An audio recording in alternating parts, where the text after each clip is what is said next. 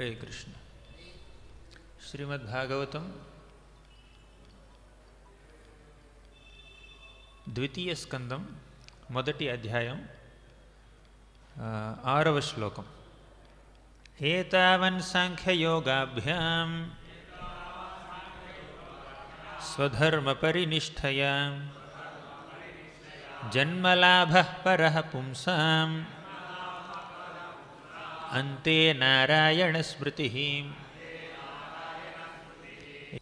హరే కృష్ణ. ఏతావన్ సాంఖ్యయోగాభ్యాం స్వధర్మ పరినిష్ఠయా జన్మలాభః పరః పుంసాం అంతే నారాయణ స్మృతి. ఇది శ్లోకం. ఇంత అందమైనటువంటి ఈ శ్లోకంలో మనకి మరింత గంభీరమైనటువంటి ఒక పాఠం తెలుస్తుందన్నమాట. ఏతావన్ సాంఖ్యయోగాభ్యాం అంటే సాంఖ్యయోగం అంటే యోగం అంటే మనం భగవంతుడికి చేరుకోవడానికి చేసే ప్రయత్నం యోగం. సాంఖ్య అంటే అనాలిసిస్, ఏది ఆధ్యాత్మికమని ఏది భౌతికం అన్న విషయాన్ని మనం పరిగణించి దానిలో లోతుగా వెళ్ళి దాన్ని కొంచెం విశ్లేషణ చేసేదాన్ని మనం సాంఖ్యం అంటాం. సాంఖ్యయోగం అంటే ఏది భౌతికమైనది ఏది ఆధ్యాత్మికపరమైనది వాటిని కొంచెం విశ్లేషించి ఆ విశ్లేషణ ద్వారా భగవంతుణ్ణి చేరుకోవడానికి ప్రయత్నించడాన్ని సాంఖ్యయోగం అంటారు. ఏతావన్ సాంఖ్యయోగాభ్యాం స్వధర్మ పరినిష్ఠయ. స్వధర్మము అంటే వారి వారి వర్ణాలకు అనుగుణంగా వారి వారికి ఆశ్రమాలకు అనుగుణంగా చాలామందికి ఎన్నో స్వధర్మాలు ఉంటాయి. క్షత్రియుడికి ఒక ధర్మం ఉంటుంది, బ్రాహ్మణుడికి ఒక ధర్మం ఉంటుంది, బ్రహ్మచారికి ఒక ధర్మం ఉంటుంది, గృహస్థుడికి ఒక ధర్మం ఉంటుంది. ఇవన్నీ స్వధర్మాలు అన్నమాట. ఏతావన్ సాంఖ్యయోగాభ్యాం స్వధర్మ పరినిష్ఠయ ఎంతో నిష్ఠతో మీరు సాంఖ్యయోగాన్ని అభ్యసించవచ్చు, ఎంతో నిష్ఠతో మీరు స్వధర్మాన్ని ఆచరించవచ్చు. కానీ జన్మలాభః పరః పుంసాం అంతే నారాయణ స్మృతి. అంతంలో ఈ దేహాన్ని త్యాగం చేసే సమయంలో మరణ సమయంలో మనం నారాయణుని గనుక స్మరించకపోతే మన నిష్ఠ, మనం చేసే స్వధర్మం, మన యొక్క సాంఖ్యయోగ అభ్యాసాలు ఇవన్నీ వ్యర్థమే అని ఈ శ్లోకం చెప్తుంది. అర్థం క్లియర్ అయినట్టే కదా. శ్లోకం యొక్క చాలా చాలా సరళంగా ఉంది శ్లోకం. జన్మలాభః పరః పుంసాం, అత్యంత పరమోత్కృష్టమైనటువంటి లాభం ఏమిటి ఈ మానవ జన్మ ఎత్తినందుకు? మరణ సమయంలో నారాయణుని స్మరించుకోగలగాలి.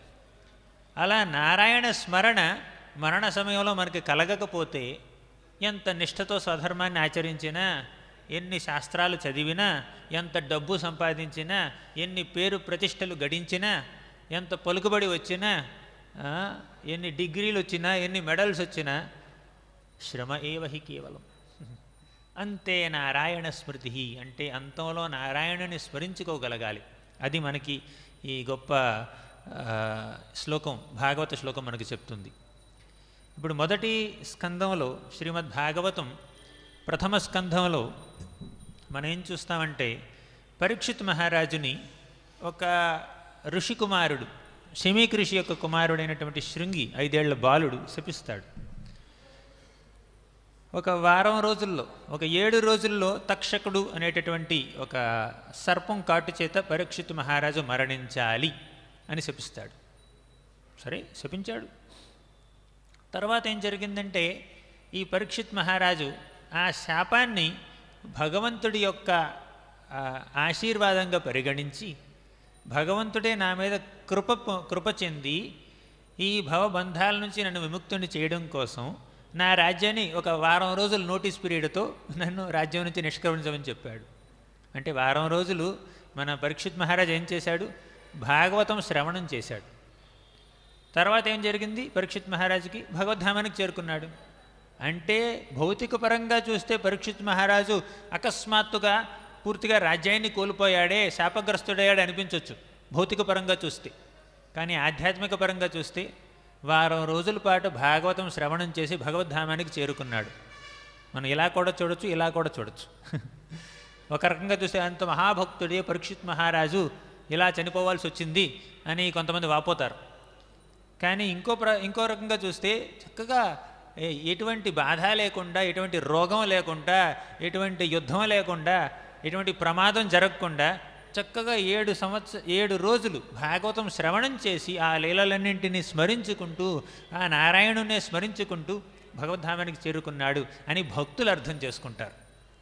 అంటే భౌతిక పరంగా మనకు అప్పుడప్పుడు కష్టాలు కలిగినా కూడా ఆ కష్టాలు భగవంతుడి ఆదేశం మేరకు, భగవంతుడి ఆమోదం మేరకు మాత్రమే మనకు కలుగుతున్నాయి అన్న అవగాహన భక్తులకు ఉంటుంది. కానీ భౌతికవాదులు మాత్రం ఆ కష్టాలు భగవంతుడికి మా మీద దయ లేదేమో, అందుకే ఎలా చూపిస్తున్నాడేమో అని భౌతికవాదులకు అలా కనిపిస్తుంది అన్నమాట. అది అంటే ఈ భాగవతం చదవడం వల్ల, తర్వాత మన శాస్త్రాలు అధ్యయనం చేయడం వల్ల, హరినామ జపం చేయడం వల్ల మనలో ఆధ్యాత్మిక పరిపక్వత ఒకటి ఏర్పడుతుందన్నమాట. అలా పరిపక్వత చెందినటువంటి భక్తులు ఇలా భౌతికపరంగా ఒడిదుడుకులు కలిగినా, కష్టాలు కలిగినా చెలించిపోరు. ధీర తత్ర నముహ్యతి దేహినోస్మిన్ యథా దేహే అనండి. దేహినోస్మిన్ యథా దేహే కౌమారం యవ్వనం జరా తథా దేహాంతర ప్రాప్తేర్ ధీర తత్ర నముహ్యతి. ఎలా అయితే ఒక వ్యక్తి మానవ జన్మ దాల్చినప్పుడు ఒక శరీరం నుంచి అంటే బాల్యావస్థ నుంచి యవ్వనావస్థకు వెళ్తాడు, యవ్వనం నుంచి వృద్ధాప్యానికి వెళ్తాడు. అదేవిధంగా ఈ శరీరాన్ని పూర్తిగా విడిచిపెట్టి ఇంకో దేహంలోకి వెళ్తాడు. ధీర తత్ర నముహ్యతి. ధీరులైన వాళ్ళు, భక్తులైనటువంటి వాళ్ళు, ఆధ్యాత్మిక పరిపక్వత చెందినటువంటి వాళ్ళు, ఆత్మ సాక్షాత్కారం పొందిన వాళ్ళు అటువంటి మరణాన్ని చూసి భ్రమించిపోరన్నమాట. అంతా శూన్యమైపోయింది, ఫలానా వాళ్ళు వెళ్ళిపోయారు అంటే అది బాధ ఉంటుంది. అంటే ఆ బాధ ఉండడం చాలా సహజం. కానీ ఆ బాధతో మనం పూర్తిగా మన బాధ్యతల్ని విస్మరించకూడదు. ఆ బాధ వల్ల మనం చేయవలసినటువంటి బాధ్యతల్ని మనం విస్మరించకూడదు. అంతేకాకుండా మనం డిస్ఫంక్షనల్ అయిపోకూడదు అనమాట. సరే, ఇప్పుడు అసలు మానవ జన్మ ఎత్తినటువంటి ఆ మనుజుడు, ఆ ఒక్క జీవుడు చేయవలసినటువంటి బాధ్యతలు ఏమిటి? ఎన్ని బాధ్యతలు స్వీకరించినా ఈ లైన్లోకి రావాలి. అంతే నారాయణ స్మృతి. అంతంలో అంటే శరీరాన్ని విడిచిపెట్టే సమయంలో నారాయణుణ్ణి స్మరించి శరీరాన్ని విడిచిపెట్టగలగాలి. అలా నారాయణుని స్మరిస్తూ ఈ దేహాన్ని పెట్టడం అంత సులభం కాదు. ఒకవేళ మనం అలా చేయగలిగితే భగవద్ధామానికి చేరుకుంటాం, అంటే మానవ జన్మ సార్థకమైనట్టే. ఇప్పుడు మన భగవద్గీతలో శ్రీకృష్ణ భగవానుడు అంటాడు ఏమని, మన 8వ అధ్యాయంలో అందులో 5వ శ్లోకంలో అంటాడు, అంతకాలే చ మామేవ స్మరణ్ ముక్త్వా కళేవరం యః ప్రయాతి సమద్భావం యాతి నాస్త్రి అత్ర సంశయః. అది ఇది ఒకటే కదా. ఇక్కడేమన్నారు, జన్మలాభ పరహ పుంసాం అంతే నారాయణ స్మృతి అన్నారు. మన శ్రీమద్ భాగవతంలో సుఖమహర్షి మన పరీక్షిత్ మహారాజుకి ఈ విధంగా చెప్తున్నాడు, జన్మలాభ పర పుంసాం అంతే నారాయణ స్మృతి. నీ మానవ జన్మ సార్థకం కావాలంటే ఆ దేహాన్ని విడిచిపెట్టే సమయంలో నువ్వు నారాయణుని స్మరించుకో అన్నాడు. అలా స్మరిస్తే ఏం జరుగుతుందన్న విషయాన్ని మన శ్రీకృష్ణ భగవానుడు భగవద్గీతలో చెప్పాడనమాట. ఏమని, అంతకాలేచ మామేవ, ఇలా అంతకాలంలో అంటే శరీరాన్ని విడిచిపెట్టే సమయంలో అంతే, స్మరణ్ ముక్త్వా కళేవరం, నన్ను స్మరిస్తూ ఈ కళేవరాన్ని విడిచిపెడితే, నారాయణ స్మృతి ఇలా విడిచిపెడితే అంతే, అప్పుడు ఏం జరుగుతుంది, నన్నే చేరుకుంటాం. అంతే నారాయణ స్మృతి. అలా జరిగితే యః ప్రయాతి స మద్భావం, నువ్వు నా ఆధ్యాత్మిక జగత్తుకు వస్తావు, నన్నే చేరుకుంటావు. యాతి నాస్తి అత్ర సంశయ. అసలు శ్రీకృష్ణుడు ఒక మాట చెప్తేనే దాన్ని మనం సందేహించకూడదు. ఆ మాట చెప్పి ఆయన పైగా ఇంకొక మాట అంటున్నాడు, నువ్వు దీన్ని సందేహించొద్దు అంటున్నాడు. అంటే మనం అసలు సందేహమే పడకూడదు అనమాట. యాతి నాస్తి అత్ర సంశయ. కానీ ఆ శ్రీకృష్ణ భగవానుడిని తలుచుకోకుండా, ఈ నారాయణుని తలుచుకోకుండా ఇంకేదో తలుచుకున్నాం అనుకోండి, అప్పుడేం జరుగుద్ది, ఏం తలుచుకుంటాం అది పొందుతాం అనమాట. ఆ తర్వాత శ్లోకంలో 8వ అధ్యాయం 6వ శ్లోకంలో చెప్తాడనమాట శ్రీకృష్ణ భగవానుడు ఏమని, యం యం వాపి స్మరణ్ భావం త్యజన్ ముక్తే కళేవరం. యం వాపి స్మరణ్ భావం అంటే నువ్వు దేహత్యాగం చేసే సమయంలో, అంటే మరణించే సమయంలో దేన్నైతే తలుచుకుంటావో దాన్నే పొందుతావు అన్నాడు. ఒక చిన్న ఉదాహరణ, అది భరత మహారాజు మహాభక్తుడు, కానీ ఒక లేడీ మీద వ్యామోహంతో తన యొక్క సాధనని పక్కన పెట్టి, ఆధ్యాత్మిక కార్యకలాపాలన్నీ పక్కన పెట్టి, ఇక లేడీ మీద వ్యామోహంతో అలా ఎప్పుడు లేడీ గురించి ఆలోచిస్తూ లేడీని తలుచుకుంటూ వెళ్ళిపోయాడు అనమాట. మన దేహాన్ని విడిచిపెట్టాడు. లేడై పుట్టాడు, జంకై పుట్టాడు. అంతే నారాయణ స్మృతి కాదు ఆయన చేసింది, అంతే జంక స్మృతి, హిరణ్య స్మృతి ఏదో అనాలి. సరే అలా చేశాడు కాబట్టి ఇక అటువంటి దేహం వచ్చింది. ఇప్పుడు మనం మరణించే సమయంలో ఏం తలుచుకుంటామో, ఎటువంటి భావనలో ఉంటామో, ఎటువంటి చైతన్యంలో ఉంటామో అదే మనం పొందేది. సరే ఇప్పుడు జీవితం అంతా నాకు నచ్చిన పాపాలన్నీ చేసి నాకు విచ్చలవిడిగా జీవితాన్ని నేను అనుభవించి చివరి క్షణంలో చనిపోయే సమయంలో నారాయణ అని చచ్చిపోతాను. దేవుడి దగ్గరికి వెళ్ళిపోవచ్చు. అంటే ఇక్కడ భౌతిక సుఖం దొరుకుద్ది, ఆధ్యాత్మిక సుఖం కూడా దొరుకుద్ది అని ఎవరైనా ప్లాన్ చేసుకుంటే ఆ ప్లాన్ ఫెయిల్ అవుద్దా, సక్సెస్ అవుద్దా? ఇప్పుడు మన అకాడమిక్ ఇయర్ మొత్తం లేదంటే సెమిస్టర్ మొత్తం విద్యార్థి చదవకుండా సినిమాలు చూసి తర్వాత దాన్ని ఏమంటారు యూట్యూబ్ వీడియోలు చూసి ఆటలాడుకొని క్రికెట్ ఆడుకొని ఇంకేదో చేసి ఇక లాస్ట్లో పరీక్ష ఒకరోజు ముందు ఒకసారి పుస్తకం అలా తిరిగేసేస్తే ఫస్ట్ క్లాస్ వస్తుందా, ఫస్ట్ ర్యాంక్ వస్తుందా? కాదుగా.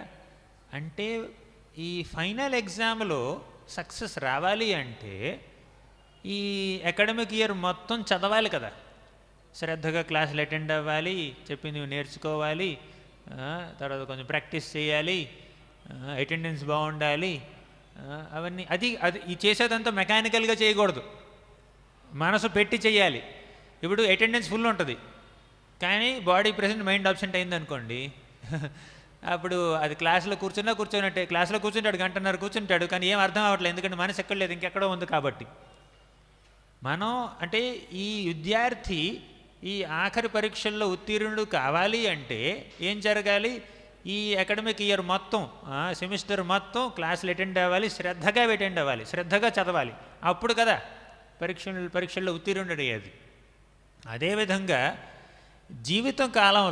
మన జీవిత కాలంలో 60 ఏళ్ళు 70 ఏళ్ళు 90 ఏళ్ళు 60 ఏళ్ళు ఎంతైతే అంత ఆ జీవిత కాలంలో మనం ఈ నారాయణ స్మృతిని మనం గనక సాధన చేస్తే అప్పుడు అంతే నారాయణ స్మృతి అవుతుందన్నమాట. ఈ విషయాన్ని మన ఈ శ్రీకృష్ణుడు తర్వాత శ్లోకంలో భగవద్గీతలో చెప్పాడు. ఏమిటి 7వ శ్లోకం? తస్మాత్ సర్వేషు కాలేషు మాం అనుస్మర యుధ్య చ మయ్యర్పిత మనోబుద్ధేర్ మామే వైశ్యస్య సంశయః. ఇప్పుడు 8వ చాప్టర్ 5వ శ్లోకంలో అంతకాలంలో నువ్వు నన్ను స్మరిస్తే నా దగ్గరికి వస్తావన్నాడు. 6వ శ్లోకంలో దేన్ని స్మరిస్తే దాన్ని చేరుకుంటావన్నాడు. ఇక 7వ శ్లోకంలో ఏమంటున్నాడంటే అంతకాలంలో నన్నే స్మరించాలంటే జీవితకాలంలో నువ్వు చేయవలసిన పని ఏమిటి అని చెప్తున్నాడు.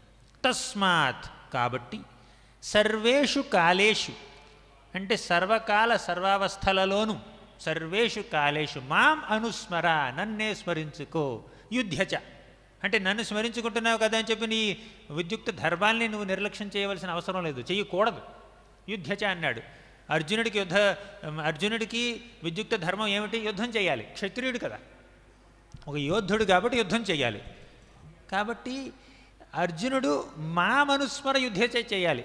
యుద్ధం చేస్తున్నాను కదా అని చెప్పి కృష్ణ స్మరణ విడిచిపెట్టకూడదు. కృష్ణ స్మరణ చేస్తున్నాడు కదా అని చెప్పి యుద్ధాన్ని కూడా విడిచిపెట్టకూడదు.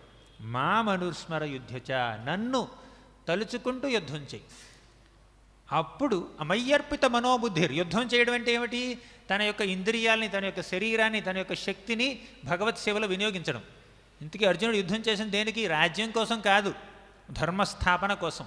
అసలు శ్రీకృష్ణ భగవానుడు అవతరించింది దేనికి? పరిత్రాణాయ సాధూనాం వినాశాయ చ దుష్కృతాం ధర్మ సంస్థాపనార్థాయ సంభవామి యుగే యుగే.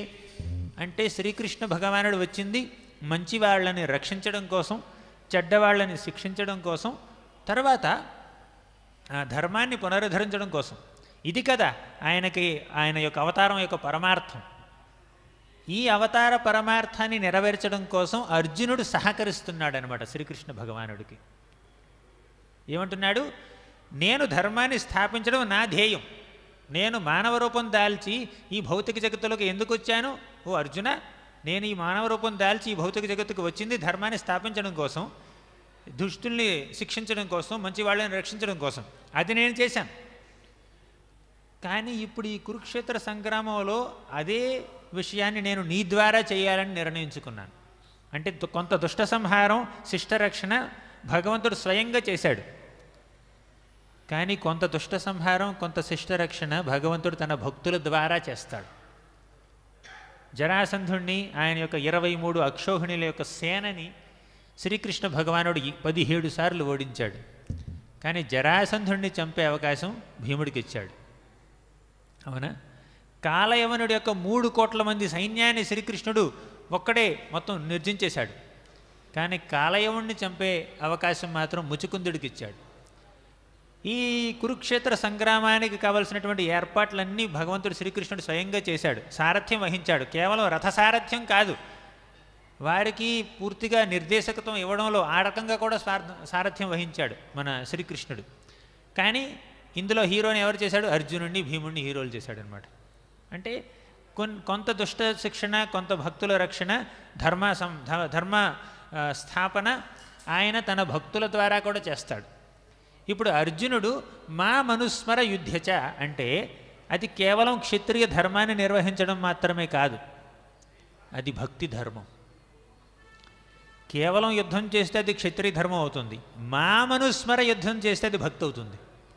అంటే అర్జునుడు చేసే భక్తి కూడా, అర్జునుడు చేసే యుద్ధం కూడా ఆయన యొక్క భక్తి యోగంలో భాగమే.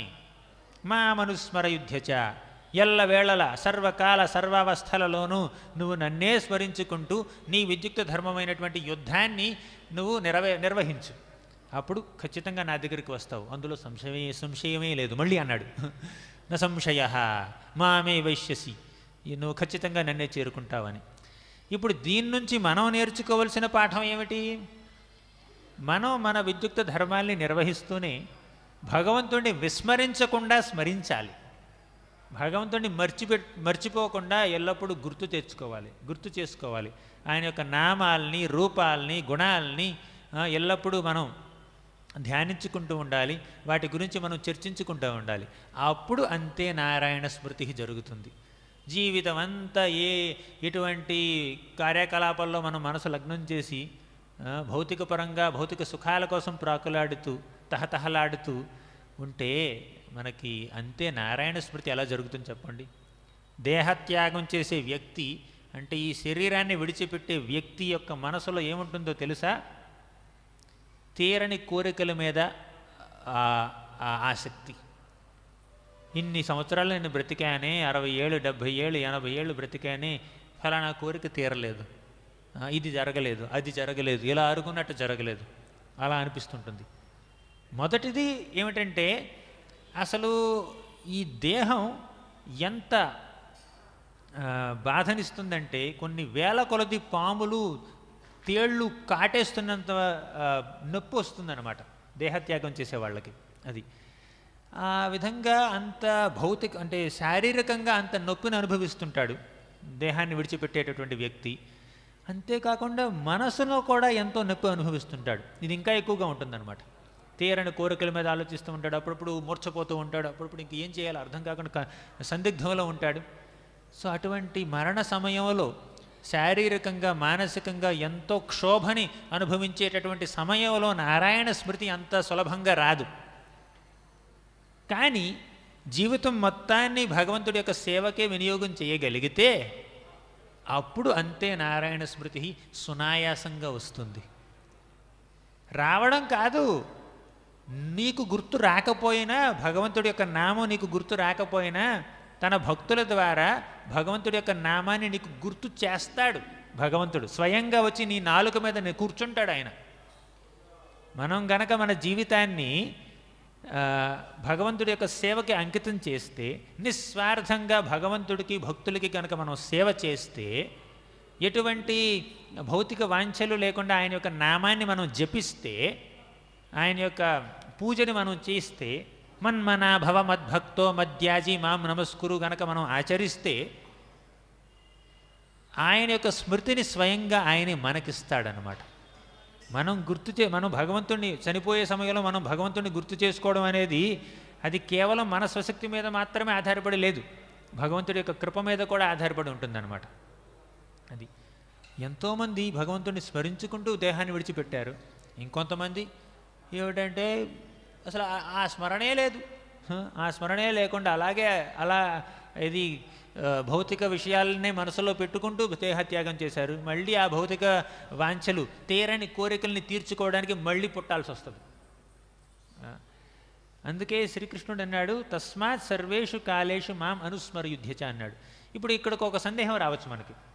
సర్వేషు కాలేషు అంటే ఎల్లప్పుడూ నన్నే స్మరించుకున్నాడు, మళ్ళీ యుద్ధచ అని కూడా అన్నాడు, యుద్ధం కూడా చేయాలి అంటే యుద్ధము చేయాలి, ఆయనే స్మరించుకోవాలంటే ఇప్పుడు యుద్ధం చేస్తూ ఉన్నప్పుడు ఆయన స్మరించుకున్నాడు అనుకో. ఇప్పుడు కర్ణుడు బాణం వేస్తున్నాడు, అర్జునుడు తిరిగి బాణం వేయాలి, బాణం వేయడం మర్చిపోయాడు, నేను కృష్ణుడిని స్మరించుకుంటున్నాను అందుకే కర్ణుడు బాణం వేస్తున్నాడు, బాణం వేయట్లేదు అంటే కృష్ణుడు అడిగితే ఏంటి బాణం వేయట్లేదంటే, నేను స్మరించుకోమన్నావు కదా, స్మరించుకుంటున్నాను. ఇప్పుడు మనం తస్మాత్ సర్వేషు కాలేషు మాం అనుస్మర అంటే ప్రతి క్షణంలోనూ ఆయన్ని గుర్తు చేసుకోవాలి అన్న విషయం కరెక్టే, కానీ మన బాధ్యతల్ని విస్మరించకూడదు. అంటే మన బాధ్యత నిర్వహించడం కోసం దానికి ఎంత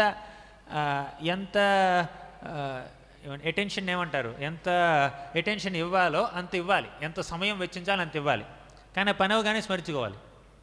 ఇప్పుడు యశోదామాత ఉంది, యశోదామాత మహాభక్తురాలు, ఎల్లప్పుడూ ఈ గోపికలు గోపబాలకులు వీళ్ళందరూ ఎప్పుడూ ఆ శ్రీకృష్ణుని స్మరించుకుంటూనే ఉన్నారు. ఎప్పుడు పొయ్యి మీద పాలు పెట్టింది యశోదామాత, పాలు పొంగిపోతున్నాయి. ఇప్పుడు నేను కృష్ణ స్మరణ చేసుకుంటున్నానని చెప్పి పాలు పొంగి మొత్తం అంతా పొయ్యిలో కలిసిపోతే అవుతుందా చెప్పండి? ఇప్పుడు గోపికలందరూ ఇంటి పనులన్నీ చేసుకుంటూనే ఎప్పుడూ భగవంతుని ధ్యానించుకుంటూ ఉన్నారనమాట. అంటే భగవద్ ధ్యానం చేస్తున్నాము కదా అని చెప్పి బాధ్యతలు విస్మరించడం కాదు. అంటే ప్రతిరోజు మనం భగవంతుని ధ్యానం చేసుకోవాలి, ప్రతి క్షణం చేయగలుగుతామా లేదా అనేది మనం చేసే పని మీద ఆధారపడి ఉంటుంది. ఇప్పుడు మనం ఆ చేసే పని భగవంతుడి యొక్క ప్రీత్యర్థం చేస్తే, మనం చేసేటటువంటి మన కార్యాలన్నీ భగవంతుడిని మెప్పించడం కోసం, భగవంతుడి యొక్క సంతృప్తి కోసం మనం చేస్తే, అటువంటి భావన ఉంటే ఆ సమయంలో ఆ యొక్క పని చేస్తున్న సమయంలో మనం భగవంతుడిని స్మరించుకోలేకపోవచ్చు, కానీ చేసే పని భగవంతుడి కోసమే చేస్తున్నాం కాబట్టి ఆ స్మరణ లేకపోయినా కూడా అది భగవంతుడి యొక్క కృష్ణ చైతన్యంతోనే సమానం. అర్థమైందా? ఇప్పుడు అర్జునుడు యుద్ధం చేస్తున్న సమయంలో యుద్ధం మీద ధ్యానం పెట్టాలి, అవునా? నేను కృష్ణ స్మరణ చేస్తున్నాను అని చెప్పి బాణాలన్నీ వచ్చేస్తాయి, ఇంకా యుద్ధమే జరుగుతుంది చెప్పండి. అంటే ఆ యుద్ధం చేసేది శ్రీకృష్ణుడి కోసమే, ఆయన ఆదేశం మేరకు చేస్తున్నాడు యుద్ధం. కాబట్టి యుద్ధం చేసే సమయంలో ఎగ్జాక్ట్గా స్మరించుకోలేకపోవచ్చు ఆ క్షణంలో, కానీ చేసేది ఆయన కోసమే కాబట్టి అది కృష్ణ చైతన్యంలో చేస్తున్నటువంటి కార్యకలాపమే అది. అంటే ప్రతి క్షణం ధ్యానమే చేస్తున్నాడు కదా అని చెప్పి బాధ్యతలను విస్మరించాలని కదా. అందుకే తస్మాత్ సర్వేషు కాలేషు మాం అనుస్మర యుధ్యచ అన్నాడు. ఇది మేము ఈ శ్లోకం నేను మన పిల్లలకు చెప్తున్నాను అనమాట. ఒక చిన్న పిల్ల 6-7 ఏళ్ల పిల్ల అడిగింది ఏమిటంటే, ప్రభు నాకు ఎగ్జామ్స్ ఉన్నాయి, నాకు స్కూల్కి వెళ్ళాలి, నేను మ్యాథమెటిక్స్ అవన్నీ చదవాలి, నేను ఇప్పుడు చదవాలి అంటే అప్పుడు నేను కృష్ణుడు గుర్తు చేసుకోలేను, రెండు ఎలా చేస్తాం అని అడిగింది. అలా కాదమ్మా, నువ్వు ప్రతిరోజు చెయ్యాలి, భగవంతుని స్మరించుకోవాలి, కానీ నువ్వు చేసే ఆ స్టడీస్ ఉన్నాయి చూడండి, నీ విద్యా విద్యార్థిగా నువ్వు చేసేటటువంటి బాధ్యతలన్నీ శ్రీకృష్ణుని సంతృప్తిపరచడం కోసం చేయాలి. అది కూడా కృష్ణ చైతన్యంతో సమానం, అది కృష్ణ స్మరణతో సమానమే అని. ఇప్పుడు ఈ విధంగా మనం భక్తుడి అంటే భగవంతుణ్ణి సేవించడం కోసం, భగవంతుణ్ణి సంతృప్తిపరచడం కోసం సంసిద్ధిర్హరితోషణం అన్నారు. ఆయన యొక్క తోషణం కోసం, ఆయన యొక్క తృప్తి కోసం కనుక మనం పాటుపడితే మనం చేసేటటువంటి ప్రతి కార్యం కృష్ణ చైతన్యంతో సమానం. అటువంటి కృష్ణ చైతన్యులు చేసినటువంటి ప్రతి కార్యం మనల్ని అంతే నారాయణ స్మృతికి స్థాయికి తీసుకొస్తుందన్నమాట. అది ఇప్పుడు ఒక శ్లోకం ఉంది మన శ్రీమద్ భాగవతంలో మొదటి స్కందంలో. అది ఎవరి గురించి అంటే పరీక్షిత్ మహారాజు గురించి. ఇప్పుడు అంతే నారాయణ స్మృతి అన్నారు అంటే జీవితం మొత్తం భగవంతుడి సేవకు వినియోగించిన వాళ్ళకి భగవంతుణ్ణి ఈ మరణ సమయంలో తలుచుకోవడం చాలా సులభం అవుతుంది. అందుకే ఆ శ్లోకంలో ఏం చెప్పారంటే మొదటి అధ్యాయం 18వ స్కందం 18వ అధ్యాయం 4వ శ్లోకం అన్నమాట. ఈ శ్లోకంలో ఏం చెప్పారంటే ఇప్పుడు ఎవరైతే తమ జీవితాన్ని కృష్ణ కథ చర్చించుకోవడానికి అంకితం చేస్తారో, కృష్ణ సేవకు అంకితం చేస్తారో అటువంటి వారికి స్యాత్ సంభ్రమోంతకాలేపి స్మరతాం తత్పదాంబుజం. చనిపోయే సమయంలో వచ్చేటటువంటి ఆ సంభ్రమం కానీ, దిగ్భ్రాంతి కానీ, నొప్పి కానీ అవన్నీ వాళ్ళు అనుభవించరన్నమాట. స్మరతాం తత్పదాంబుజం, ఎంతో సునాయాసంగా ఆ భగవంతుడి యొక్క పాదపద్మాల్ని వాళ్ళు గుర్తు చేసుకోగలుగుతారు. అది కృష్ణ చైతన్యంతో మనం జీవితాన్ని గడపడం వల్ల వచ్చేటటువంటి మహద్భాగ్యం. అంటే ఆయన తలుచుకుని ఆయన దగ్గరికి వెళ్ళే అవకాశం కలుగుతుందన్నమాట. ఇప్పుడు అజామిలుడు ఉన్నాడు. అజామిలుడి జీవితంలో ఏం జరిగింది? కొడుకు అయినటువంటి నారాయణుడిని పిలుస్తున్నాడు, నారాయణ నారాయణ నారాయణ ఇట్రా ఇట్రా అని. ఇప్పుడు 3 యమదూతలు వచ్చారు చంపడం కోసం, అంటే తీసుకువెళ్ళడం కోసం. చనిపోతున్నటువంటి అజామిలుడిని కొంచెం బంధించి ఈ యమలోకానికి తీసుకువెళ్ళడం కోసం 3 యమదూతలు వచ్చారు. మనస వాచ కర్మణ ఎన్నో పాపాలు చేశాడు కాబట్టి 3 యమదూతలు వచ్చి అతన్ని యమలోకానికి తీసుకువెళ్ళడానికి సన్నద్ధులవుతున్నారు. కానీ నారాయణ అని 4 అక్షరాలు ఉన్నటువంటి ఆ భగవంతుడి యొక్క నామాన్ని జపించాడు కాబట్టి 4 విష్ణుదూతలు వచ్చారు.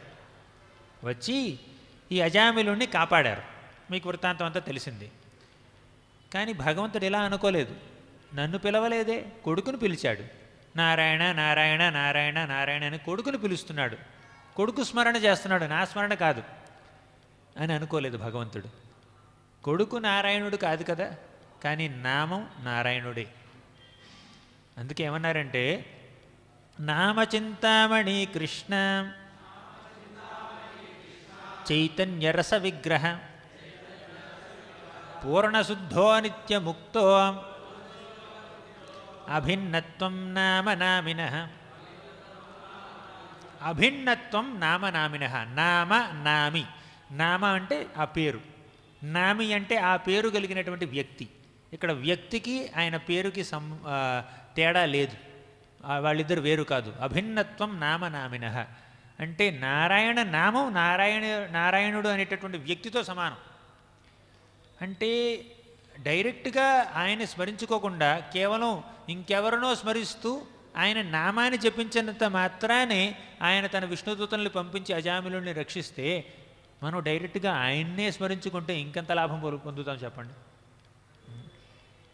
ఇలా ఎన్నెన్నో భాగవత కథలు, జీవితకాలం మొత్తం మనం నారాయణ స్మరణ, ఆయన యొక్క పూజ, ఆయన యొక్క సేవ చెయ్యాలని ఎన్నెన్నో భాగవతం కథలు, తర్వాత భగవద్గీత శ్లోకాలు మనకు చెప్తున్నాయి. సతతం కీర్తయంతో మాం యతంతశ్చ దృఢవ్రతాః. సతతం కీర్తయంతో మాం అన్నాడు, ఎల్లప్పుడూ నన్నే కీర్తించు అని శ్రీకృష్ణ భగవానుడు భగవద్గీతలో చెప్పాడు. ఈ విధంగా ఎన్ని శ్లోకాలు చూసినా, ఎన్ని భాగవతం ఘట్టాలు చూసినా మనకి భక్తి భావనతో మన మానవ జీవితాన్ని మనం వెళ్ళబుచ్చాలన్న విషయం మనకు అవగతం అవుతుంది. తర్వాత మన ముకుందమాల స్తోత్రంలో కూడా ఈ నారాయణ స్మృతి లేని జీవితం వ్యర్థం అన్న విషయం చెప్పారు.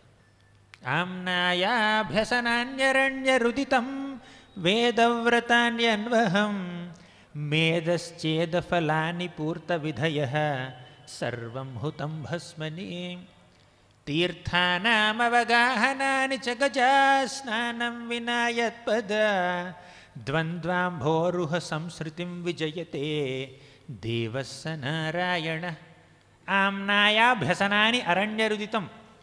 ఇన్ని శాస్త్రాలు ఇన్ని గ్రంథాలు చదువుకున్నావు, ఇవంటే ఏమిటంటే అరణ్య రోదనతో సమానం. ఆమ్నాయాభ్యసనాన్యరణ్యరుదితం. మనం నారాయణ స్మృతి లేకుండా ఆ శ్రీకృష్ణ భగవానుడిని ధ్యానించకుండా మనం ఎన్ని వేదాల అధ్యయనం చేసినా అదంతా అరణ్య రోదనతోనే సమానం. ఆమ్నాయాభ్యసనాన్యరణ్యరుదితం వేదవ్రతాన్యన్వహం మేధశ్చేదఫలాని. ఎన్నెన్నో వ్రతాలు చేస్తారు, పూజలు చేస్తారు, పునస్కారాలు చేస్తారు, ముడుపులు కడతారు, తర్వాత మొక్కులు మొక్కుతారు. ఇవన్నీ ఆ భగవంతుడి యొక్క స్మరణ లేకుండా చేస్తే, భక్తి భావన లేకుండా చేస్తే కేవలం శరీరంలో ఉన్న కొవ్వు తగ్గించుకోవడానికి చేసేటటువంటి కార్యాలన్నమాట. అది మేధశ్చేదఫలాని పూర్త విధయః సర్వం హుతం భస్మని. ఎన్నెన్నో విధులు ఉన్నాయి, పూర్త విధులు ఉన్నాయి. అంటే యజ్ఞాలు ఎలా చేయాలి, యాగాలు ఎలా చేయాలి, వ్రతాలు ఎలా చేయాలి అన్నటువంటి విధులు వేదాల్లో చెప్పారు. అవన్నీ ఆచరిస్తూ నారాయణుడిని స్మరించుకోకుండా కనుక మనం చేస్తే ఏం జరుగుతుందంటే దాన్ని దేంతో పోల్చారంటే గజస్నానంతో పోల్చారు. కాదు, సర్వం హుతం భస్మని అంటే బూడిదలో పోసినటువంటి నెయ్యితో. హవిస్సు ఎక్కడ వేసేయాలి? ఇప్పుడు నెయ్యి ఉందనుకోండి, యజ్ఞం చేస్తున్నప్పుడు ఆ నెయ్యి మంటల్లో వేయాలి కదా, అగ్నిలో వేయాలి. బూడిదలో పోస్తే ఒక 10 కేజీలు మంచి శుద్ధ కౌగి ఆవు నెయ్యి తీసుకొచ్చి బూడిదలో పోస్తే దాని యజ్ఞం అంటారు ఎవరైనా చెప్పండి? అదేవిధంగా ఆ నారాయణ స్మరణ లేకుండా మనం ఎన్ని విధులు ఆచరించినా కూడా అది బూడిదలో పోసిన నెయ్యితోనే సమానం. అది తర్వాత తీర్థానామవగాహనాని చ గజా స్నానం వినా యత్పద. తీర్థానం ఎన్నెన్నో తీర్థయాత్రలు చేస్తాం, పుణ్యక్షేత్రాలు దర్శిస్తాం. అంటే భగవంతుడిని ధ్యానించుకోకుండా ఎన్ని తీర్థయాత్రలు చేసినా, ఎన్ని పుణ్యక్షేత్రాలు సందర్శించినా, ఎన్ని మొక్కులు మొక్కినా అదంతా గజస్నానంతో సమానం.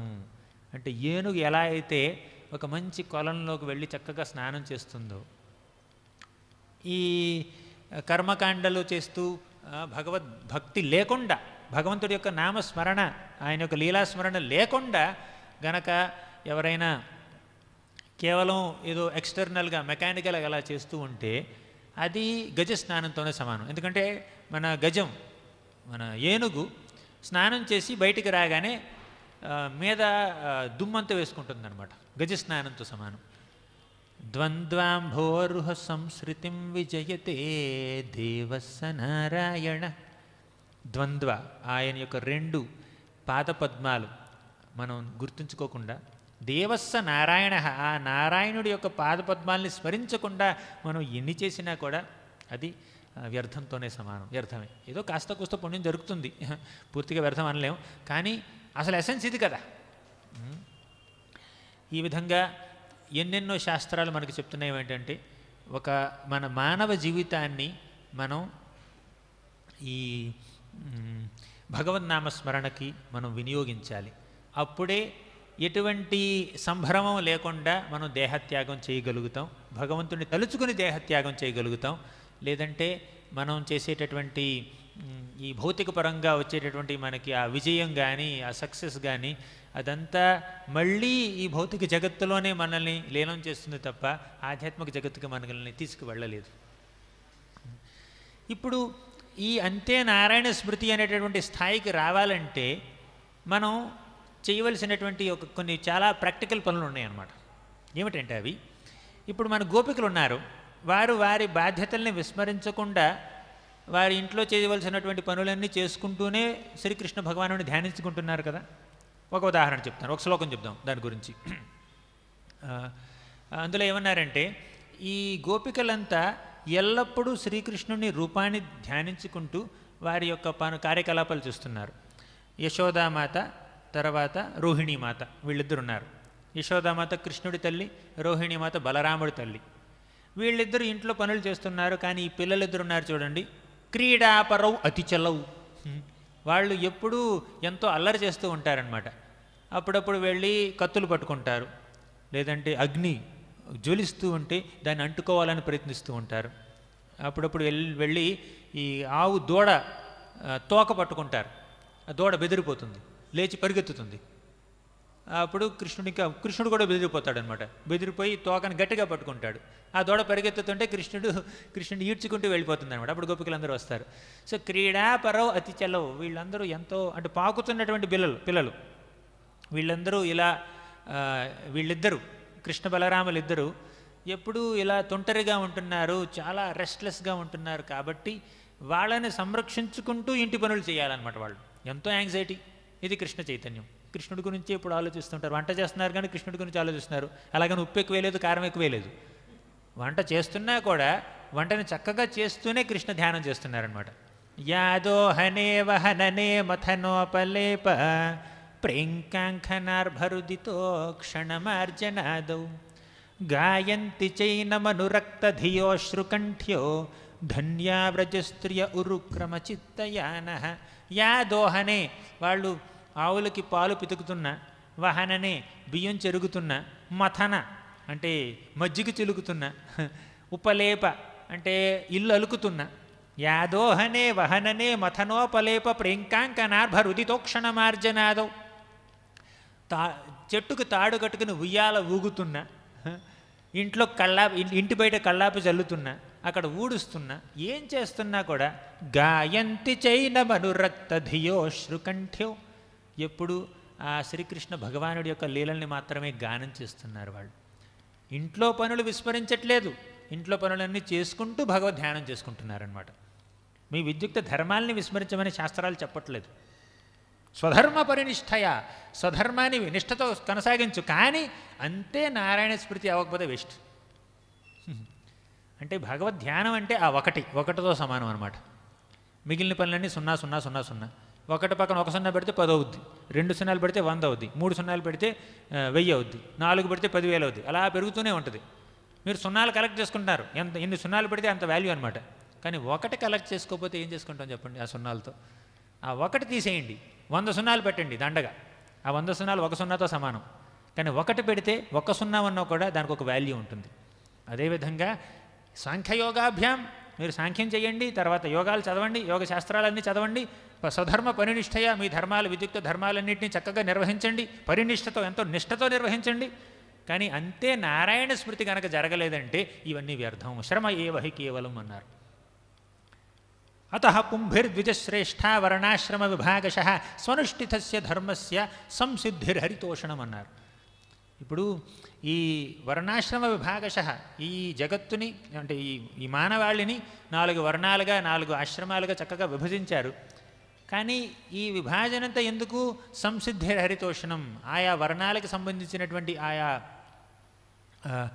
కార్యకలాపాలు చేస్తూ ధర్మాల్ని నిర్వహిస్తూ మనం హరిని సంతుష్టిపరచాలి. అది అలా చేస్తే గనక అంతకాలంలో ఖచ్చితంగా నారాయణుడి యొక్క స్మృతితోనే మనం చనిపోతాం. అప్పుడు ఆయన్నే చేరుకుంటాం. అసలు దేహం మనకిచ్చేటటువంటి ఆ బాధ కూడా మనకు తెలియదు. న ఉత్తమ శ్లోక వార్తానాం జుషతాం తత్కథామృతం స్యాత్ సంభ్రమోంతకాలేపి స్మరతాం తత్పదాంబుజం. నా ఉత్తమ శ్లోక వార్తానాం జుషతాం తత్కథామృతం. ఆ ఉత్తమ శ్లోకుడైనటువంటి శ్రీకృష్ణ భగవానుడు గోవిందుడి యొక్క కథని మనం ఆస్వాదిస్తే, జీవితకాలంలో జీవితమంతా ఆ కథని మనం ఆస్వాదిస్తే ఏం జరుగుతుంది? స్యాత్ సంభ్రమో అంతకాలేపి, అంతకాలంలో కూడా ఎటువంటి సంభ్రమాశ్చర్యాలకి లోనవం, కన్ఫ్యూజన్స్ ఉండవు. స్మరతాం తత్పదాంబుజం, మనం చక్కగా ఆయన్ని ధ్యానించుకోగలుగుతాం అన్నమాట. అది అంతేకాకుండా అది ఎలా చేయాలి? భక్తుల సాంగత్యంలో చేయాలి. అందుకే అన్నారు పరస్పరానుకథనం పావనం భగవద్యశః మిథోరతి మిథః తుష్టిర్ నివృత్తేర్మిథ ఆత్మనః. పరస్పర అనుకథనం, పరస్పరం మనం ఎప్పుడు భగవంతుడి యొక్క లీలని చర్చించుకుంటూ ఉండాలి. ఇప్పుడు ఇద్దరు కలిసినప్పుడు ఎన్నెన్నో మాట్లాడతాం. కొత్త మొబైల్ మోడల్స్ ఏమొచ్చినాయి, తర్వాత అదేం వచ్చింది, ఇదేమైంది అని ఎన్నెన్నో రకాలు మాట్లాడుతూ ఉంటాం. కానీ పరస్పర అనుకథనం పావనం భగవద్యశ. భగవంతుడి యొక్క యశస్సుని మనం కీర్తించాలి, ఆయన ఎంత గొప్పవాడు అన్న విషయాన్ని మనం చర్చించుకోవాలి. అప్పుడది మనల్ని పావనం చేస్తుందన్నమాట. అంటే భగవంతుడికి సంబంధించినటువంటి చర్చ భక్తుల్ని పావనం చేస్తుంది. అంతేకాకుండా మిథోరతి, భక్తులిద్దరూ భగవంతుడి గురించి చర్చించుకుంటూ వారికి భగవంతుడి పట్ల ఉన్నటువంటి ప్రేమని అనురాగాన్ని పెంపొందించుకుంటూ ఉంటారనమాట. మిథోరతి, మిథ తుష్టిర్, మన మనసులో అటువంటి సంతృప్తి కలుగుతుంది. నివృత్తిర్మిథ ఆత్మన, ఈ భౌతికపరమైనటువంటి ఆసక్తులన్నీ తొలగిపోతాయి. అది భగవంతుడి గురించి మనం చేసేటటువంటి చర్చ వల్ల వచ్చేటటువంటి ప్రయోజనం. అంతేకాకుండా మనం అంతే నారాయణ స్మృతి చేసుకోగలుగుతాం. ఇప్పుడు ఆ విధంగా చేసినటువంటి ఇద్దరు భక్తుల గురించి చెప్పుకుందాం. అంతకాలంలో వాళ్ళు భగవంతుణ్ణే ధ్యానించుకున్నారు. ఒకటి దధీచి. దధీచి గురించి తెలుసా? దధీచి ఒక మహాభక్తుడు, ఒక పెద్ద ఋషి. ఒకసారి వృత్రాసురుడు అనేటటువంటి రాక్షసుడు ఈ దేవతల మీద దాడి చేయడానికి వస్తే అప్పుడు ఏం జరిగిందంటే, ఈ దేవతలందరూ విష్ణు దగ్గరికి వెళ్ళారు. విష్ణువు ఏమన్నాడు, మీరందరూ దధీచి మహాముని దగ్గరికి వెళ్ళండి, ఆయన యొక్క ఎముకలతో వజ్రాయుధాన్ని తయారు చేయండి, ఆ వజ్రాయుధంతో మీరు ఈ వృత్రాసురుడిని సంహరించవచ్చు అన్నారు. ఇప్పుడు వృత్రాసురుడు మహాభక్తుడే. పూర్వజన్మలో ఈ వృత్రాసురుడు చిత్రకేతు అనేటటువంటి గొప్ప రాజు, మహావైష్ణవుడు. వారం రోజులు సంకర్షణ మంత్రాన్ని జపించి ఆ సంకర్షణుడి యొక్క దర్శనాన్ని పొందినటువంటి భాగ్యవంతుడు చిత్రకేతు మహారాజు. ఏదో పార్వతి శాపం వల్ల వృత్రాసురుడే జన్మించాడనమాట. వృత్రాసురుడు భక్తుడే, తర్వాత దధీచి కూడా భక్తుడే.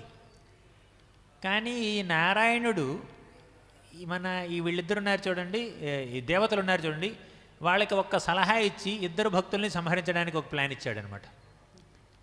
అంటే భగవంతుడే భక్తుల్ని చంపడానికి ప్లాన్ ఇస్తున్నాడు. ఏమిటిది, ఇది న్యాయమేనా అని మీకు అనిపించవచ్చు. ఏమన్నాడు, దేవతలారా మీరందరూ దధీచి దగ్గరికి వెళ్ళండి, ఆయన ఎముకలు తీసుకుని వజ్రాయుధం చేయండి అన్నాడు.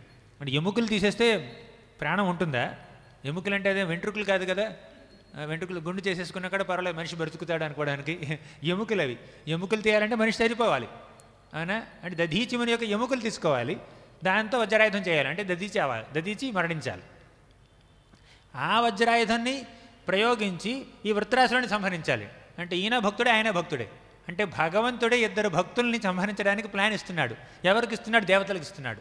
దేవతలు ఏమైనా శుద్ధ భక్తులా? కాదే. కొంతమంది దేవతలు శుద్ధ భక్తులే, కానీ అందరు దేవతలు శుద్ధ భక్తులు కాదు. అంటే భగవంతుడికి భక్తుల పట్ల దయ లేదా? చనిపోయారు కదా కొంతమంది భక్తులు, అంటే భగవంతుడికి వాడి మీద దయ లేనట్టు కాదు. చూద్దాం ఏం జరుగుతుందో. ఈ దేవతలందరూ దధీచి దగ్గరికి వెళ్తారు. వెళ్తే ఏంటి వచ్చారు, ఎలా వచ్చారంటే అని అడిగితే, ఒక చిన్న సేవ, మీతో చిన్న పని ఉంది. ఏమిటా పని? మీరు చచ్చిపోవాలి, అది పని. పని ఏమిటి? మీ ఎముకలు మాకు కావాలి, అది పని. అంటే మీకు 10 రూపాయలు ఇవ్వండి, ఒక 100 రూపాయలు దక్షిణ ఇవ్వండి అంటే ఒక రకం. మీ ప్రాణాలు మాకు కావాలి, మీ ఎముకలు మాకు కావాలి అంటే అటువంటి దానం ఎవరైనా చేస్తారా? దధీచి కొంచెం సరదాగా చేయను అన్నాడు. సరదాగా అన్నాడు, నిజంగా కాదు. కాదండి, మీ దగ్గర దానం తీసుకోమని, మీ దగ్గర ఎముకల దానం తీసుకోమని విష్ణుమూర్తి మాకు చెప్పాడంటే, సరే ఇంకేదో భూదానం చేయొచ్చు, గోదానం చేయొచ్చు, వస్త్రదానం చేయొచ్చు, తర్వాత బంగారం దానం చేయొచ్చు, ఎముకల దానం ఎవరైనా చేస్తారా చెప్పండి. అంటే శివు చేశాడంటే మాంసం దానం చేశాడు, ఎముకలు మొత్తం ఎముకలని తీసి చేయలేదు కదా. ఎంత విష్ణుమూర్తి అడిగితే మాత్రం, ఎంత నారాయణుడు అడిగితే మాత్రం మేము ఎముకలు ఎలా ఇస్తాం, మేము ఇవ్వన్నాడు. అంటే లేదు అలా కాదు అని చెప్పి వీళ్ళు కొంచెం ధర్మాలు చెప్పారు. అప్పుడు దధీచి ఏమన్నాడంటే, మీతో ధర్మాలు చెప్పించుకోవాలన్న ఉద్దేశంతోనే నేను కాదన్నాను. ఆ భగవంతుడు నా ఎముకలు అడిగితే, ఎముకలేంటి, నా సర్వస్వం ఆయనకే అంకితం, తీసుకోండి అని చెప్పి సమాధిలోకి వెళ్ళిపోయాడు. అంతే నారాయణ స్మృతి. ఆయన చక్కగా నారాయణ స్మృతి చేసుకుంటూ ఆయన సమాధిలోకి వెళ్ళిపోయాడు. వీళ్ళు ఎముకలు తీసుకుంటున్నారనమాట. అంటే తన శరీరం నుంచి తను ఎముకలు తీసుకుంటున్నారన్న విషయం కూడా గ్రహించలేదు మన ఈయన దధీచి.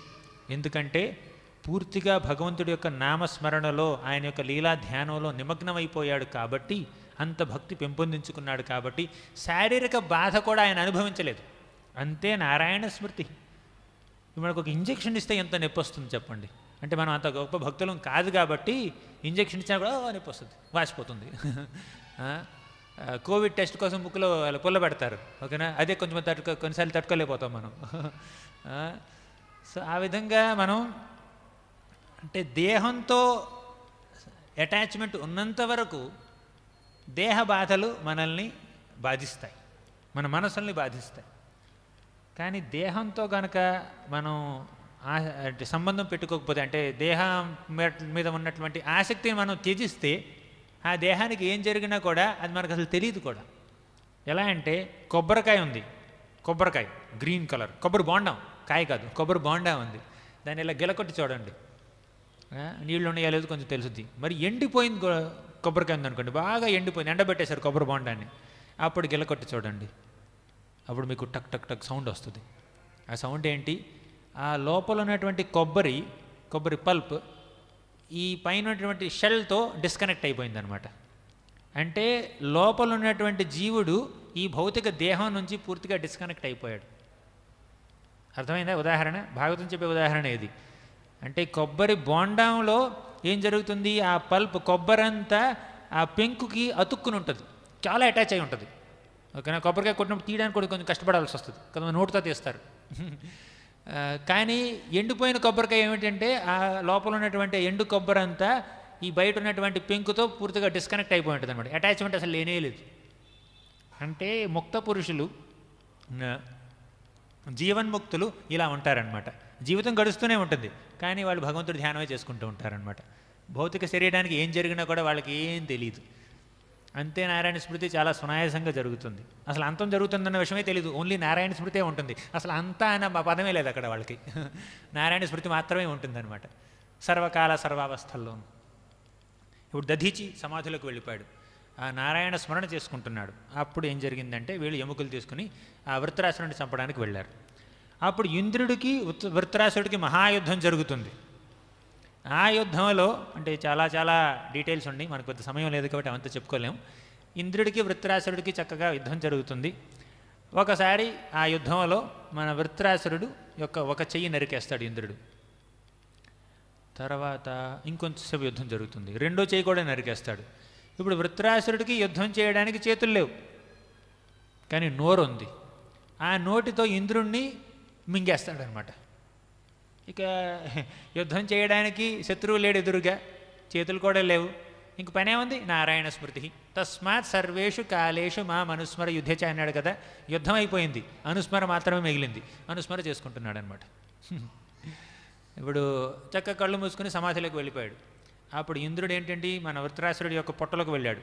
అంటే ఇంద్రుడికి నారాయణ కవచం ఉంది కాబట్టి, చేతిలో వజ్రాయుధం ఉంది కాబట్టి వృత్రాసురుడి యొక్క జీర్ణాశయంలో జీర్ణించుకుపోలేదు ఇంద్రుడు, మింగేశాడు కదా. వృత్రాసురుడు ఇంద్రుడిని మింగేశాడు, మింగినా కూడా ఇంద్రుడికి ఏం కాలేదు, నారాయణ కవచం ఉంది కాబట్టి. ఇక నారాయణ కవచంతో ఆ వృత్రాసురుడి యొక్క పొట్ట చీల్చుకుని బయటకు వచ్చి మన ఇది ఉంది చూడండి వజ్రాయుధం, ఆయన ఆ వజ్రాయుధంతో మన వృత్రాసురుడి యొక్క మెడ కోస్తున్నాడు అనమాట. 1 సంవత్సర కాలం పాటు కోశాడు. ఇక మెడ నరుకుతున్నాడు అన్న విషయం వృత్రాసుడికి తెలియనే తెలీదు, ఎందుకంటే నారాయణ స్మృతి, నారాయణున్నే తలుచుకున్నారు వాళ్ళు. దధీచి యొక్క ఎముకలు దేవతలు తీసుకుంటే దధీచికి ఆ నొప్పి తెలియలేదు, నారాయణుని స్మరించుకున్నాడు కాబట్టి. వజ్రాయుధంతో ఇంద్రుడు మన వృత్రాసుడి యొక్క తల నరుకుతుంటే వృత్రాసుడికి కూడా ఆ నొప్పి తెలియలేదు, ఎందుకంటే నారాయణ స్మరణలోనే ఉన్నాడు కాబట్టి. అవునా? అంటే నారాయణ స్మరణ ఉంటే అంతకాలంలో వచ్చేటటువంటి భౌతికపరమైనటువంటి నొప్పులు కూడా తెలియదు అనమాట భక్తులకి. అంటే నారాయణ స్మరణ ఆ స్థాయికి కూడా మనల్ని తీసుకువెళ్తుంది. దానికి మనం సిద్ధంగా ఉన్నామా లేవా అది మనం చూసుకోవాలి. కానీ నారాయణ స్మరణలో ఉండేటటువంటి ఆ తీయదను ఈ భౌతికపరమైనటువంటి కష్టాలన్నింటినీ పూర్తిగా విస్మరించేలా చేస్తుందన్నమాట. ఇంకా శరీర త్యాగం, దేహత్యాగం చేసే సమయంలో ఆ పాము కాటు నొప్పి, 40,000 పాములు తర్వాత తేళ్ళు కాటేసినటువంటి నొప్పి, అదంతా ఆ నొప్పి తెలియనే తెలియదు. అంటే నారాయణ ధ్యానంలో ఉన్నాడు కాబట్టి అది మహాభక్తులకి జరుగుతుంది. అలా మహాభక్తులయ్యే అవకాశం ఇక్కడ ప్రతి ఒక్కరికి ఉంది, అది వాళ్ళకి జరుగుతుంది, నాకు జరగదని అనుకోవడానికి లేదు. రోజు జపం చేయండి, రోజు భగవద్ధ్యానం చేయండి, భగవంతుడి గురించి చర్చించుకోండి, ఆయన పూజ చేయండి, ఆయన దర్శనం తీసుకోండి, ఖచ్చితంగా జరుగుతుంది. ఎందుకు జరగదు? ఇది కేవలం వృత్రాసురుడికి మాత్రమే ఇలా జరుగుతుంది అని ఎవరు చెప్పలేదే. ఇదంతా ఇటువంటిది కేవలం దధీచికి మాత్రమే జరుగుతుందని చెప్పలేదే. ఒకటి ఫిజికల్ పెయిన్, అంటే శారీరకంగా వచ్చేటటువంటి నొప్పి. రెండోది మానసిక వేదన, అంటే దేహత్యాగం చేసేటటువంటి వ్యక్తికి కేవలం శారీరక బాధ మాత్రమే కాదు, మానసిక బాధలు కూడా చాలా ఉంటాయి. మనసులో తీరని కోరికల మీద ఉన్నటువంటి ఆసక్తి బాధిస్తూ ఉంటుంది. అయ్యో, నా మనవడి పెళ్ళి చూడకుండానే నేను చచ్చిపోతున్నానే అనిపిస్తుంది అనమాట కొంతమందికి. అయ్యో, 4 అంతస్తులు చేద్దాం అనుకున్నాను, 3 అంతస్తుల్లోనే అయిపోయింది నా పని. అయ్యో, నా పూర్వీకుల యొక్క కోరికలు నెరవేర్చకుండానే నేను చచ్చిపోతున్నానే. ఇలా ఎన్నెన్నో మనసులో ఎన్నెన్నో తీరని కోరికలు వల్ల మనసు భగవంతుడి మీద లగ్నం చేయడం చాలా కష్టం అవుతుంది చనిపోయే వాళ్ళకి. ఇప్పుడు మన ఈ వృత్రాసురుడు దధీచి యొక్క ఉదాహరణలే చూసుకుందాం. దధీచి దేవతలు ఎముకలు అడగగానే ఇచ్చేశాడు. దేవతలు ఏమన్నారు? ఈ ఎముకలు మీ దగ్గర నుంచి అడగమని మన నారాయణుడే మాకు చెప్పాడు. అంటే మన దధీచి ఏమైనా ఎమోషనల్ అయిపోయాడా? అయ్యో, ఆయన భక్తి ఇంత చేశానే, ఆయనకి ఇన్ని విధాలుగా నేను భక్తి చేశానే, ఇంత తపస్సు చేశానే, ఆయన నామస్మరణ చేశానే, నన్ను చంపమని దేవతల్ని ప్రయోగిస్తాడా? స్వయంగా వచ్చి అడగొచ్చుగా, డైరెక్ట్గా ఒక మెసేజ్ చేయొచ్చుగా, లేదంటే ఫోన్ కాల్ చేయొచ్చు కదా. దేవతల్ని పంపించేసి నా ఎముకలు తీసుకోమని వాళ్ళు చెప్తాడంటే నేను చచ్చిపోవడం చూడడం ఆయనకి ఇష్టమా? అంటే ఇప్పుడు ఆ స్థానంలో మిమ్మల్ని మీరు ఊహించుకోండి. మీరు ఎంతో చక్కగా అంకిత భావంతో సేవ చేస్తున్నారు భగవంతుడికి, ఆ భగవంతుడే మీ మరణానికి స్కెచ్ చేస్తున్నాడు అనమాట. మరణం ఎలా జరగాలని చెప్పి ప్లాన్ ఇస్తున్నాడు. ఎవరికి? దేవతలకు ఇస్తున్నాడు. వెళ్ళి ప్రాణాలు తీసుకోండి అని చెప్పి ఇంకెవరన్నా పంపిస్తున్నాడు. ఎలా ఉంటుంది మనసుకి? చాలా కష్టంగా ఉండదు? వృత్రాసుడు మహాభక్తుడే, ఇంద్రుడిని ప్రయోగించాడు వజ్రాయుధంతో చంపే వృత్రాసుడిని అని చెప్పి. అప్పుడు మన వృత్రాసుడు ఏమైనా ఎమోషనల్ అయ్యాడా? అంటే ఆయనకి ఇంత భక్తి చేశానంటే అంటే ఆయన భక్తి చేసినా కూడా తన భక్తులనే సంహరించడానికి దేవతల్ని ప్రయోగిస్తున్నాడు అన్న భావన లోపల ఎంతో నిరుత్సాహపరుస్తుంది, అవునా కాదా? అంటే సామాన్య భక్తులకి. కానీ దధీచి కానీ వృత్రాసురుడు కానీ మహాభక్తులు కాబట్టి భగవంతుణ్ణి వారు అపార్థం చేసుకోలేదు. ఆ భగవంతుడే స్వయంగా నా భక్తుల్ని ఈ విధంగా సంహరించు అని దేవతల్ని ప్రయోగిస్తే ఈ భక్తులు కొంచెమైనా చలించలేదు. ఎందుకంటే అంత అంకిత భావం ఉంది కాబట్టి. ఆయన బ్రతకమంటే బ్రతుకుతాం, చావమంటే చస్తాం, అంతే. ఆయన ఒక ఋషిగా బ్రతకమంటే ఋషిగా బ్రతుకుతాను, ఎముకల్ని దానం చేయమంటే ఎముకల్ని దానం చేస్తాను, ఒక రాక్షస జన్మ ఎత్తమంటే రాక్షస జన్మ కూడా ఎత్తుతాను. ఇప్పుడు భక్తులు కేవలం బ్రాహ్మణుల వంశంలోనే లేరు, రాక్షసుల్లో కూడా భక్తులు ఉన్నారు. వృత్రాసురుడు రాక్షసుడు, అంటే రాక్షసుడిగా జన్మించాడు. ప్రహ్లాదుడు రాక్షసుడిగా జన్మించాడు. బలి మహారాజు రాక్షస జాతిలో పుట్టాడు. కానీ వీళ్ళు రాక్షస ప్రవృత్తి లేదు వాళ్ళకి. రాక్షస జన్మ ఉంది కానీ రాక్షస ప్రవృత్తి లేదు. కాబట్టి మన భక్తి జన్మ మీద ఆధారపడదు. గజేంద్రుడు ఎవరు? ఏనుగు. ఆంజనేయుడు ఎవరు? కోతి. జాంబవంతుడు ఎవరు? ఎలుకబంటి, భల్లూకం. జటాయు ఎవరు? ఒక వల్చర్ ఏమో డేగ. జటాయు అంటే డేగ. ఎంత రామభక్తి చేసింది జటాయు. సుధాముడు ఎవరు? ఒక బ్రాహ్మణుడు, ఎంతో నిరుపేదైనటువంటి బ్రాహ్మణుడు. పళ్ళమ్ముకోవడానికి వచ్చింది చూడండి మన ఇందులో బృందావనంలో. ఆవిడ ఒక కోయ జాతి స్త్రీ, కానీ భగవంతుడు ఆవిడికి పూర్తిగా ఆయన యొక్క కృపను చూపించాడు. సో మన యొక్క భక్తి, భగవంతుడి యొక్క కృప మన భౌతికపరమైనటువంటి వీటి మీద ఆధారపడి ఉండదు, మన జన్మ మీద ఆధారపడి ఉండదు అన్నమాట. ఎప్పుడు మనం ఎంత భక్తి చేశామన్న విషయమే ఆయన చూస్తాడు తప్పితే మనం ఏ జాతికి చెందిన వాళ్ళం అని ఆయన చూడడు. ఇప్పుడు ఈ వృత్రాసురుడికి ఎటువంటి బాధ లేదు, చక్కగా భగవంతుడి యొక్క నామస్మరణ చేసుకుని ఈ దేహాన్ని విడిచిపెట్టాడు. భగవంతుడే నన్ను చంపడానికి ఈ విధంగా దేవతల్ని వినియోగించాడు అని ఎమోషనల్ అవల, అంటే మానసిక వేదన లేదు, శారీరక వేదన కూడా లేదు, ఆధ్యాత్మిక ఆనందం ఉంది. ఇప్పుడు ఈ దేహం, స్థూల దేహం భూమి, జలము, నీరు, అగ్ని, వాయువుతో చేయబడిందనమాట. లోపల ఒక సూక్ష్మ శరీరం ఉంటుంది, అందులో మనస్సు, బుద్ధి, అహంకారం ఉంటాయి. లోపల ఆత్మ ఉంటుందన్నమాట. ఆ ఆత్మ ఈ సూక్ష్మ శరీరంతో ఈ స్థూల శరీరంతో ఎంత ఐడెంటిఫై చేసుకుంటుందో, ఎంత అటాచ్మెంట్ పెట్టుకుంటుందో అంత మానసిక వేదన, అంత శారీరక వేదన అనుభవిస్తున్నాడు జీవుడు. కానీ ఈ స్థూల శరీరంతో సూక్ష్మ శరీరంతో పెద్దగా ఆసక్తి లేకపోతే అప్పుడు పూర్తిగా ఆత్మానందం పొందుతాడనమాట. అంటే ఆ ఆత్మకి భగవంతుడికి ఉన్నటువంటి ఆ సంబంధంలోనే ఆయన బాధలు, ఆయన యొక్క ఆనందం మొత్తం. ఈ భౌతిక శరీరానికి సంబంధించినటువంటి శారీరక ఆనందం ఆయనకు అక్కర్లేదు, భక్తులకు అక్కర్లేదు. సూక్ష్మ శరీరానికి సంబంధించినటువంటి మానసిక ఆనందం, అంటే భౌతికంగా కూడా మానసిక ఆనందం దొరుకుతుంది. నలుగురు మన మీద ప్రేమతో మాట్లాడితే మనం పొంగిపోతాం అన్నమాట. 4 మాటలు అంటే మనం కుంగిపోతాం. అది మన అహం దెబ్బతింటుంది అప్పుడప్పుడు. ఆ అహం ఏమిటి? భౌతికమే. కొంతమంది మనకన్నా గొప్ప ఐడియా ఇచ్చారనుకోండి, మన వివేకం, మన యొక్క ఇంటెలిజెన్స్ అంటే బుద్ధి ఏంటంటే అవమానం కలుగుతుంది బుద్ధికి. నాకు ఆ మాత్రం బుద్ధి లేదా, వాడి బుద్ధి నాకన్నా మంచి బుద్ధా, అంటే గొప్పదైన బుద్ధా అని.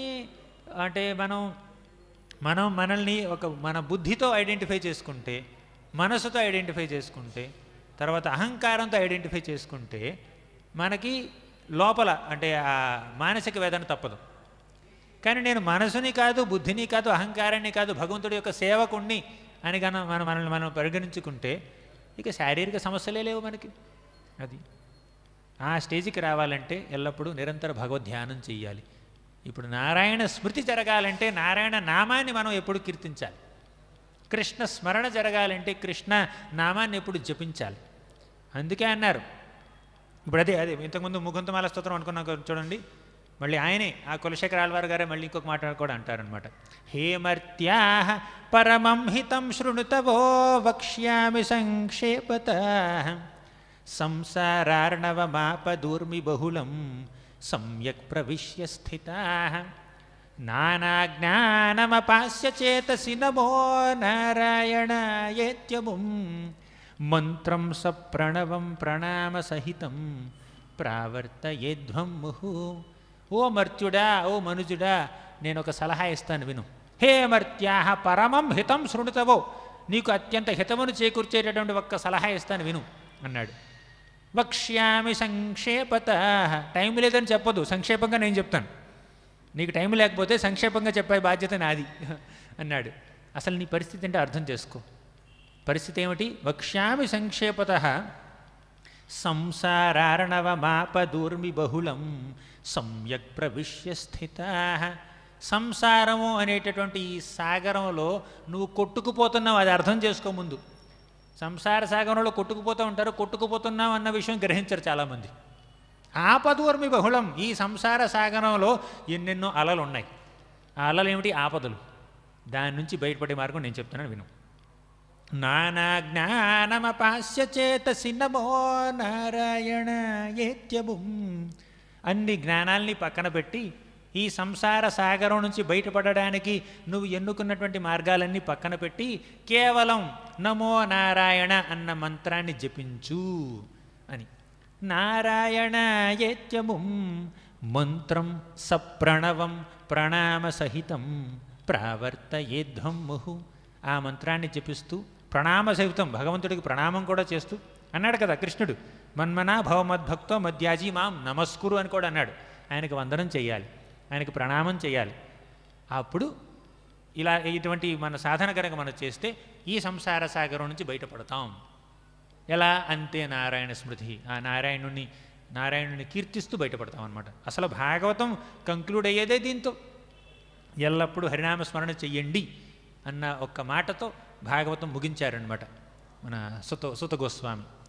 సో ఈ విధంగా మనం భగవద్గీత చూసినా, భాగవతం చూసినా, ముకుందమాల స్తోత్రం చూసినా, భక్తి రసామృత సింధు చూసినా, ఇలా ఎన్నెన్ని శాస్త్రాలు చూసినా కూడా మనకు అర్థమయ్యేది ఏమిటంటే హరేర్నామైవ కేవలం, ఆ హరినామాన్ని మాత్రం జపించుకోవాలి. అప్పుడు అంతే నారాయణ స్మృతి జరుగుతుందన్నమాట. ఇప్పుడు అంతంలో దేహత్యాగం చేసే సమయంలో భగవంతుడిని ఎప్పుడు స్మరించుకోగలుగుతాం?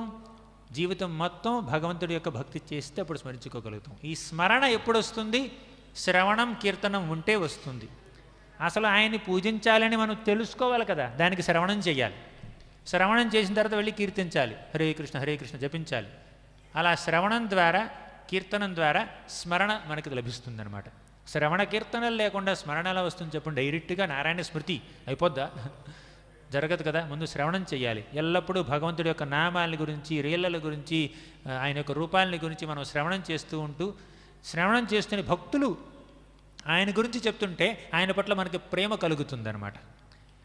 ఆ ప్రేమతో ఆయన కీర్తించాలి, సతతం కీర్తయంతమం చేయాలి. అప్పుడు స్మరణం ఆటోమేటిక్గా వస్తుంది. స్మర్తవ్య సతతం విష్ణు విస్మర్తవ్యో న జాతుచిత్.